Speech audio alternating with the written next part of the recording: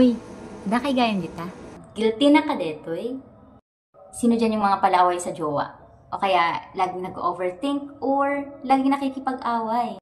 Sama na rin yung mga mahilig sa chismis dyan, sumasagap ng problema ng iba kahit di naman nila problema. Alam nyo ba na hindi lang pagkain ng matamis ang nagkukos ng diabetes? Ang stress ay nagkukos ng mataas na blood sugar level sa ating katawan.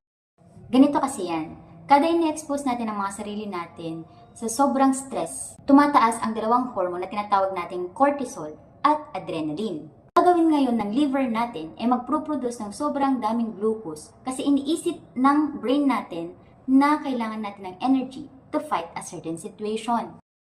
Aside from that, nagkikrave na tayo ng sugar, milk tea, anything that is sweet, we are craving for it.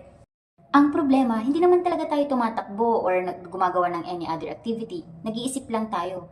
At ang nangyayari sa nilalabas ng liver na extra na glucose ay naiipon lang sa dugo. At again, magkukos na naman ito ng high blood sugar level. The higher the stress, the higher the chances na magkaroon ka ng diabetes.